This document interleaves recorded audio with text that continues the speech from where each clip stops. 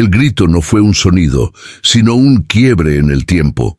La voz de Marina, que hasta ese instante había sido un murmullo domesticado, o el silencio absoluto, se desgarró en el salón de la casa en Playa Serena el 13 de octubre de 1998, justo un día antes del examen que decidiría toda su vida, según los planes inamovibles de su madre. La joven de 16 años, pálida y con los ojos inyectados de una desesperación hasta entonces contenida, se alzó temblando frente a Madame Clarisse, cuya fachada, de perfección, se había roto como un jarrón de porcelana fina que cae sobre el frío mármol. «No soy tu trofeo, mamá. No voy a ir a esa prueba si el precio es mi vida».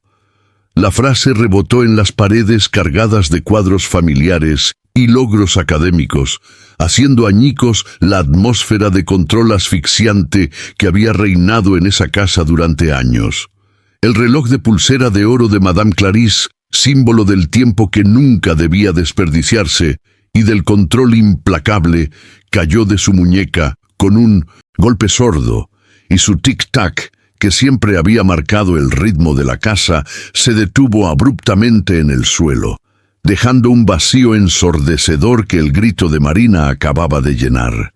Era la materialización de un alma que se negaba a desaparecer por completo, eligiendo la autodestrucción de la imagen perfecta antes que la aniquilación interna. Para entender la magnitud de esta explosión tardía, de este acto de rebelión de la hija silenciosa, hay que retroceder al silencio que la había estado matando lentamente, a la perfección impuesta y a la verdad enterrada. La casa, grande y señorial, bañada por el olor constante a salinidad de la costa y a muebles antiguos, no era un hogar, sino una jaula de oro donde la luz del sol nunca parecía alcanzar su verdadero brillo, siempre opacada por la sombra de las expectativas y la crítica social.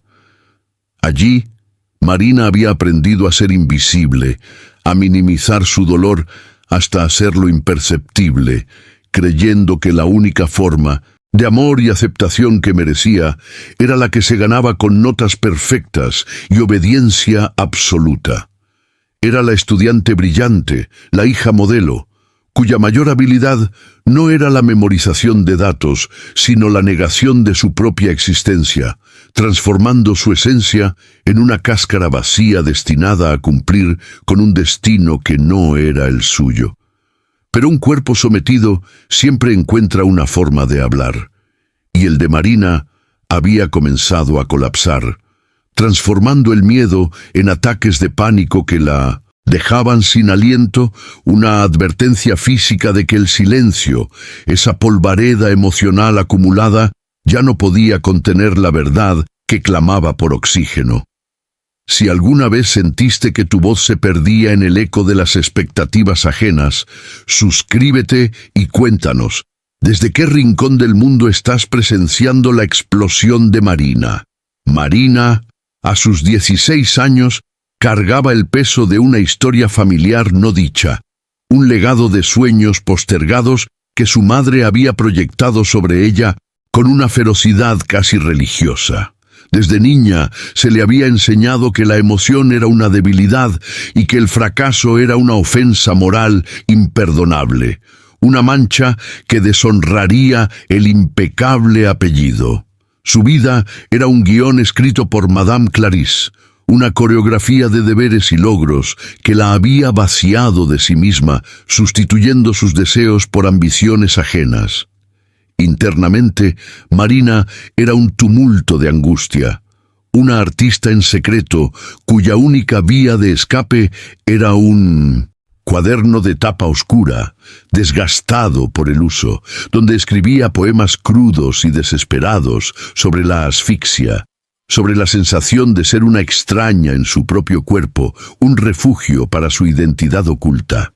Este cuaderno, su único confidente, era un acto de desafío silencioso, una prueba de que, aunque su boca callara, su alma gritaba, exigiendo ser reconocida. El trauma central de Marina era la creencia internalizada de que su valor dependía exclusivamente de su desempeño. Una ecuación cruel que eliminaba la posibilidad de la gracia y el error. Este chip mental la había llevado a un estado de hipervigilancia constante, donde cada respiración era una evaluación, cada nota una sentencia, y la posibilidad de ser suficiente se alejaba con cada nuevo éxito que solo aumentaba la presión. Los poemas que escribía no eran pasatiempos, sino bitácoras de su autodestrucción, reflejando el cansancio extremo, el insomnio crónico y las migrañas punzantes que habían comenzado a dominar su vida. Ella se veía a sí misma como un vaso de porcelana fina, impecable por fuera, pero con fisuras internas invisibles que se multiplicaban con cada expectativa no cumplida. Este comportamiento de autoexigencia la había aislado, transformando sus interacciones en meros diálogos funcionales. Para ella, pedir ayuda no era una opción, era exponer la debilidad que, según el Evangelio de su madre, no debía existir en un ser destinado a la grandeza universitaria. Apino Sininta, la beca en la Universidad Federal de Santa Catarina, que Madame Clarice anhelaba con una desesperación que superaba el amor maternal, una obsesión que la cegaba a la agonía de su hija. El camino hacia este punto de ruptura había sido una lenta y dolorosa procesión. Meses de estudiar bajo la tenue luz de la noche, de saltarse comidas, de ignorar la voz de su cuerpo que le pedía descanso y sobre todo de silenciar el grito de su espíritu, convencida de que su dolor era una falla de carácter y no una reacción natural al confinamiento emocional. La atmósfera de la casa se había vuelto más densa, cargada de la tensión silenciosa de la prueba decisiva del 14 de octubre.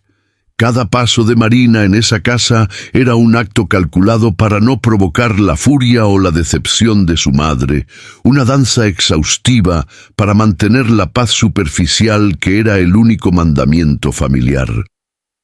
Todo esto se intensificó con la súbita y grave enfermedad de su abuelo, señor Ramiro, la única figura que le ofrecía un consuelo genuino, un refugio donde el silencio era de aceptación y no de juicio, y cuya salud frágil se convertía en el detonante emocional que Marina, en su estado de fragilidad, no podía soportar, amenazando con eliminar su último bastión de ternura.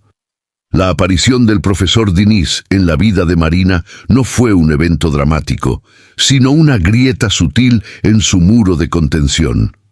El profesor, un hombre de mediana edad, con una sensibilidad palpable y una historia personal de haber sido un estudiante presionado, notó el velo de agotamiento en los ojos de la chica y el temblor casi imperceptible en sus manos mientras entregaba un trabajo perfecto. Su confrontación fue suave, un libro de poemas del mexicano Octavio Paz, con una nota breve. Las palabras que callamos son las que más nos duelen. No dejes que te ahoguen. Marina negó estar cansada. Su respuesta fue un reflejo automático de su programación, pero el gesto la perturbó. Era la primera vez que alguien veía a través del disfraz de la hija perfecta. Y el simple acto de ser vista, aunque aterrador, sembró una semilla de duda sobre su necesidad de ser invisible, una invitación a reconocer la verdad que habitaba bajo la superficie.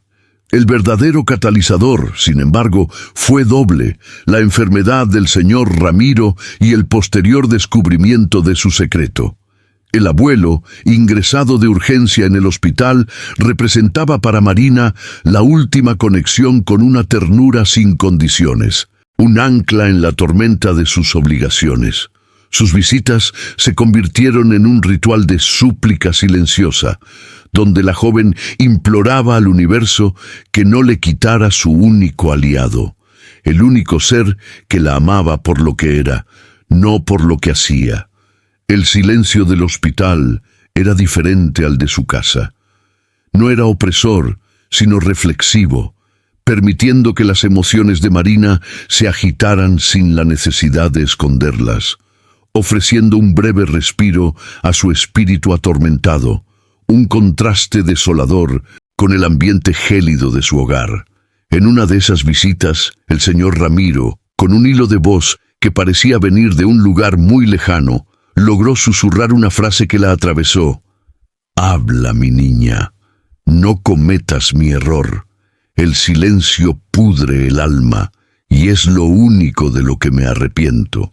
La advertencia no era solo sobre su salud o sus estudios, sino sobre un legado de represión y un patrón familiar que él mismo lamentaba haber perpetuado. El abuelo, sin saberlo, había abierto una pequeña puerta de escape, diciéndole que su dolor no era una falla, sino la herencia de un patrón que él mismo había abrazado por cobardía o miedo, validando indirectamente la urgencia de Marina de liberarse de las ataduras invisibles que la sofocaban, otorgándole el permiso tácito para la rebelión. Poco después, la situación se intensificó drásticamente cuando Madame Clarisse, en una de sus inspecciones rutinarias, encontró el cuaderno de Marina, esa extensión secreta de su alma. El secreto de la joven, su válvula de escape, fue expuesto sin piedad. La madre no vio arte o dolor, vio una distracción, una manifestación de pereza, interpretando un poema sobre el grito sofocado como un signo de ingratitud y debilidad moral que ponía en riesgo el futuro cuidadosamente planeado. La reprimenda fue brutal, despojando a Marina de su único refugio y confiscando el cuaderno con una frialdad calculada, aumentando la sensación de vacío y la convicción de la joven de que su mundo no tenía lugar para su verdadera voz, lo que la empujó aún más cerca del límite físico y emocional, un límite del cual no había retorno posible sin una confrontación total. Esa noche, en su habitación, vacía de consuelo, Marina se sintió más sola que nunca. El recuerdo de las palabras del abuelo se mezcló con la imagen del cuaderno confiscado, y el silencio de su casa se sintió como un castigo físico, un opresor constante que le robaba el aire.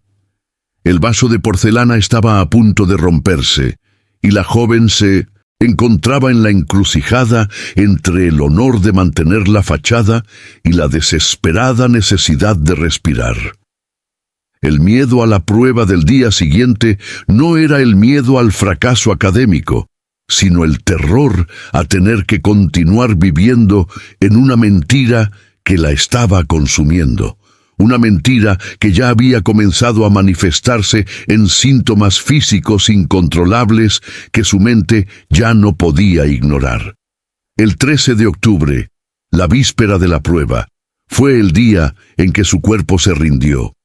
Después de pasar la noche en vela, intentando sin éxito recuperar el cuaderno para al menos tener una última conexión con su ser, Marina colapsó.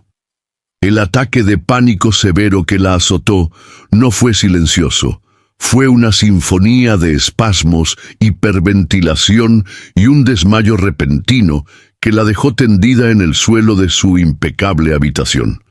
Este evento fue el grito que su boca no se atrevió a dar, forzándola a enfrentar la verdad más dura. Su cuerpo había hablado por ella. La perfección tenía un precio, y ese precio era su propia vida, una vida que se negaba a ser sacrificada por las ambiciones ajenas, manifestando la rebelión a través de la enfermedad. Este colapso físico hizo que por primera vez la urgencia de salvar su vida superara el miedo a decepcionar. La visión borrosa mientras caía se grabó en su memoria como el último intento de su alma de decirle: «Detente. Si no hablas, morirás». Su madre, que hasta ese momento solo había visto debilidad en el cansancio de Marina, se enfrentó a una realidad innegable. Su hija estaba realmente enferma, no solo perezosa. Pero incluso ante la evidencia física, el control de Madame Clarisse se mantuvo firme, atribuyendo el desmayo a una simple sobrecarga de estrés, y exigiendo que se levantara para no perder el tiempo, negándose a ver la herida emocional profunda que la estaba destrozando. La atmósfera de esa casa esa noche era la de un campo de batalla en tregua. Marina se recuperó del desmayo, pero la energía había huido de su cuerpo, dejando una calma extraña y peligrosa, la quietud que precede a una tormenta definitiva. Madame Clarisse insistió en que debía descansar para estar fresca para la prueba, como si el descanso pudiera remendar una fractura del espíritu, pero Marina ya no pensaba en la prueba. Su mente estaba fija en las palabras del abuelo y en el cuaderno robado. En un acto de audacia que no se reconocía, esperó a que su madre se durmiera, se deslizó por la casa como una sombra y logró recuperar el cuaderno de la gaveta donde había sido encarcelado. Con el corazón latiendo a 1000 por hora, tomó una decisión. La prueba de admisión era irrelevante. La prueba real era si finalmente se permitiría a sí misma ser escuchada. Un enfrentamiento que no sería en las aulas, sino en el corazón de su familia. Con el cuaderno en mano, se dirigió al hospital. El destino había intervenido. El señor Ramiro había sido dado de alta por una leve mejoría. Pero la noticia no había llegado a Marina. Ella no lo sabía. En la soledad del pasillo del hospital, la chica se encontró frente a la habitación vacía de su abuelo. Se sentó en la silla junto a la cama, que aún olía a desinfectante y silencio, y abrió el cuaderno. El momento era propicio para el rito de la liberación. El hospital, un lugar de dolor y verdad, se convirtió en su confesionario. La luna filtraba una luz azulada a través de la ventana, y Marina comenzó a leer en voz baja, no para el abuelo, que ella creía dormido o ausente, sino para sí misma, en un acto íntimo de reconocimiento de su propio sufrimiento. El poema era la descripción cruda de su alma, un requiem por la niña que había sacrificado su vida por la perfección, por un destino que no era el suyo, sino el de una madre con ambiciones no cumplidas. El poema, titulado El precio del mármol, concluía con versos desgarradores. Soy el mármol frío que todos admiran, soy la estatua silenciosa. Pero por dentro, la arcilla ha gritado tanto que ya no queda arcilla, solo polvo. Marina dejó caer el cuaderno y se llevó las manos a la cara, temblando. En ese instante, una mano cálida y temblorosa se posó sobre la suya. El señor Ramiro, que había regresado del baño, la había escuchado. Él no abrió los ojos, no dijo nada, pero apretó suavemente la mano de su nieta. Una lágrima solitaria corrió por el rostro anciano, una lágrima de empatía y arrepentimiento. El silencio del abuelo no era de juicio, sino de aceptación total. Era el perdón y la validación que Marina nunca supo que necesitaba. Era el permiso para ser imperfecta, el catalizador de su propia y tardía liberación. El aire en la habitación del hospital se condensó en una verdad tácita, un entendimiento profundo que superó cualquier conversación, un intercambio de almas sin mediación de palabras. La lágrima del señor Ramiro, una joya salada en el rostro arrugado, fue la respuesta que Marina no había pedido y, sin embargo, era la única que importaba, la validación incondicional que desmantelaba años de condicionamiento. La joven sintió un calor inusual, una certeza que no dependía de una beca, sino de un amor incondicional que había resistido el silencio y la presión social. Este momento de confesión íntima, donde su dolor fue reconocido sin palabras, la preparó para el verdadero campo de batalla, su casa. El abuelo, con su gesto de apoyo silencioso, la había armado no con argumentos, sino con la certeza inquebrantable de que su verdad, por dolorosa que fuera, era digna de ser escuchada, la fuerza que necesitaba para enfrentar el control materno. De vuelta en Praia Serena, el ambiente de la casa era insoportable. La calma tensa que precede a un terremoto. Madame Clarisse, después de un descanso fugaz, se movía como un sargento en el amanecer del 14 de octubre, asegurándose de que Marina se preparara para el examen, su mente negándose a procesar la gravedad del colapso del día anterior. La rigidez de la madre era su armadura contra el miedo, su forma de controlar un mundo caótico que amenazaba con desordenar su vida perfecta. Para ella, el desmayo era una anomalía, no una señal de alarma.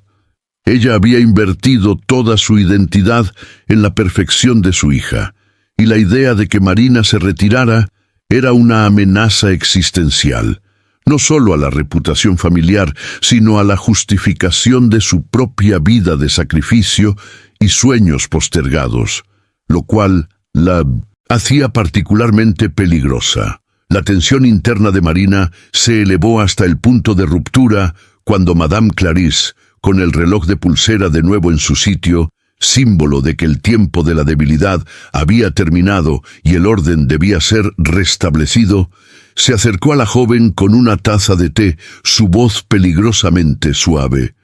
«Es hora de levantarse, Marina. No vamos a permitir que un pequeño nerviosismo arruine años de trabajo. Eres una ganadora, destinada a la Universidad Federal de Santa Catarina. No me decepciones». El peso de la palabra decepción se sintió como una losa de plomo sobre el pecho de Marina, una carga que ya no podía soportar. La chica no podía respirar. El aire de la habitación se le antojaba denso y tóxico, y sintió que su alma gritaba una última vez antes de ser silenciada para siempre por la obediencia. En ese preciso instante, la puerta se abrió y entró el profesor Diniz. Había llegado, preocupado por la ausencia de Marina y su estado anímico. Madame Clarisse intentó despedirlo con una sonrisa tensa y cortés, la máscara del control ajustada. «Todo está bien, profesor.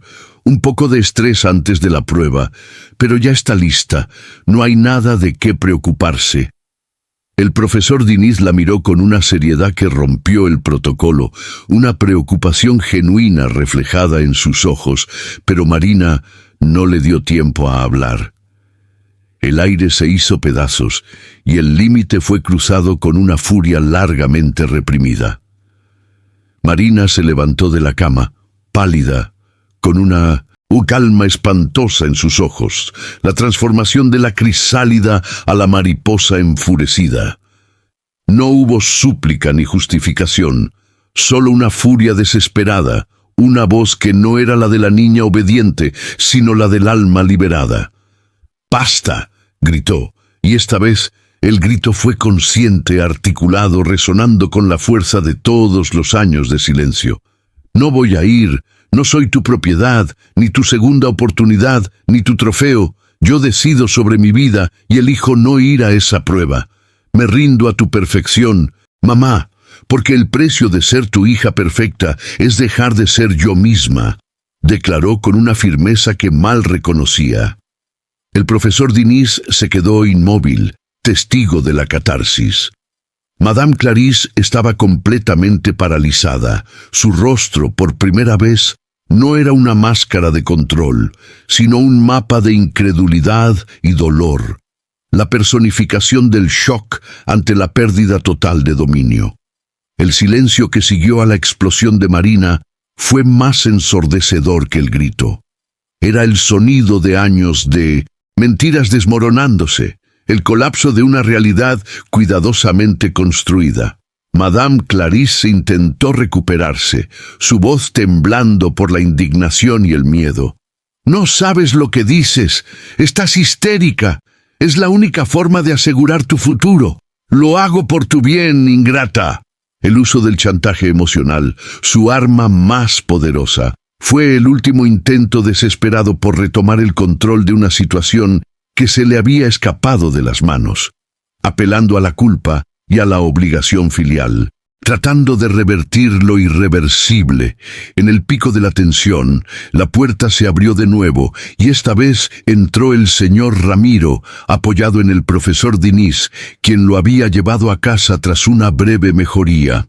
Su presencia, inesperada, cambió inmediatamente la dinámica, añadiendo el peso de la autoridad moral a la escena. Los ojos cansados del anciano se fijaron en su hija, Madame Clarisse, con una mezcla de amor y profunda tristeza. El dolor de un padre que ve a su hija repitiendo sus errores. El abuelo se acercó al mueble y sacó un objeto de un bolsillo secreto. Una fotografía amarillenta, un fantasma del pasado. El señor Ramiro se dirigió a Madame Clarisse con una autoridad que no había usado en décadas, su voz tranquila pero implacable. Tu hija no es histérica. Está harta de ser tú, Clarisse, harta de cargar el peso de tu propio sueño abortado. La revelación fue la estocada final. El abuelo mostró la fotografía. Era Madame Clarisse joven, con el cabello suelto y salvaje, sosteniendo un pincel y un lienzo, una imagen vibrante de una mujer que soñaba con ser artista. La Clarisse del presente se encogió, sus ojos fijos en la imagen de un pasado que había enterrado bajo una montaña de rigidez y control, una vida que nunca se atrevió a vivir y que ahora exigía a su hija, forzándola a pagar por su propia cobardía, revelando la raíz de su obsesión. Tú fuiste la que no se atrevió a hablar, Clarisse. Dejaste que tu padre, yo, te convenciera de que el arte era una frivolidad y que la seguridad era lo único que importaba. Nunca hablaste tu verdad y ahora estás forzando a Marina a vivir la mentira que tú elegiste. No permitas que el pasado siga pudriendo nuestro futuro. Deja de ser la víctima de tu propio silencio. La voz del señor Ramiro era un susurro poderoso, cargado de la culpa y la sabiduría tardía. La revelación no era solo la historia de Clarisse, era la historia del ciclo de represión que Marina, con su grito tardío, estaba a punto de romper. Y el impacto fue tan devastador que la máscara de la madre se desintegró por completo, dejando al descubierto una mujer asustada y profundamente arrepentida, confrontada con la hipocresía de su propia vida. El golpe de la verdad fue físico para Madame Clarisse. Cayó en una silla, el rostro entre las manos, ya sin la fuerza para sostener la fachada. No hubo llanto histérico ni negación inmediata, solo un silencio diferente, un vacío de control que por primera vez permitía la entrada al dolor auténtico y al arrepentimiento. Marina, exhausta pero con una paz desconocida, la miró, no con resentimiento o venganza, sino con una comprensión profunda que trascendía su edad. Su madre también había sido una niña silenciada, una víctima del mismo patrón de expectativas. El ciclo de la represión, iniciado décadas atrás, había sido expuesto y, finalmente, quebrado. El profesor Diniz, entendiendo la naturaleza íntima y crucial del momento de quiebre, se retiró discretamente con el señor Ramiro, dejando a madre e hija en la soledad de su nueva, incómoda verdad, donde la sanación se volvería obligatoria. Marina no hizo la prueba de admisión. El 14 de octubre de 1998 fue el día que eligió para comenzar a vivir su propia vida, no para comenzar la universidad según los planes ajenos. En las semanas que siguieron, con el apoyo y la mentoría del profesor Diniz, canalizó su energía y su dolor en la escritura, descubriendo que la voz que tanto había temido liberar era de hecho su verdadera fuerza y vocación. El cuaderno de tapa oscura se convirtió en un manuscrito de poemas, no ya sobre la asfixia, sino sobre la libertad recién descubierta y la valentía de la autenticidad. La relación con su madre no se reparó mágicamente, fue un proceso lento, difícil y lleno de tropiezos. Madame Clarisse comenzó un camino arduo de reconciliación, pidiendo perdón con torpeza y, por primera vez, mostrándose vulnerable al compartir con su hija la frustración y el luto de la artista que nunca se atrevió a hacer. Un acto de humildad que abrió un nuevo canal de comunicación. Un mes después, Marina y el señor Ramiro estaban sentados en el muelle de Playa Serena. El mar, a menudo turbulento, estaba en calma. El color azul profundo por primera vez en mucho tiempo, reflejando el estado de paz interior de la joven. Marina sonreía, una sonrisa real que iluminaba sus ojos, y no solo una mueca social. Había elegido una universidad con un enfoque en humanidades y arte, un camino propio, liberado de la tiranía de la perfección. El abuelo, con la salud ligeramente recuperada, apretó su mano y, con la sabiduría de quien ha vivido un arrepentimiento profundo, le dijo con voz firme: «Recuerda siempre esto, mi niña. El pasado no puede ser cambiado, pero lo que tú haces con él, lo que construyes a partir de sus ruinas, eso sí puede ser redención». Marina asintió, mirando hacia el horizonte abierto, sintiendo el aire salino en su rostro. Su cuerpo ya no era un vaso de porcelana a punto de romperse, sino una voz firme que emergía con claridad. La transformación no fue una victoria sobre su madre, sino una victoria sobre su propio miedo paralizante. El legado familiar de silencio y represión había sido quebrado, reemplazado por la promesa de la verdad. La chica que temía ser vista como débil se había convertido en la mujer que tuvo el coraje de elegir su propia autenticidad, inspirando a quien la escuchara. Si Dios aún cree en ti, ¿por qué tú no creerías? La verdadera libertad comienza cuando te atreves a decir la verdad que te salvará. Sé parte de este viaje. Suscríbete al canal para no perderte las próximas historias que te harán pensar y sentir.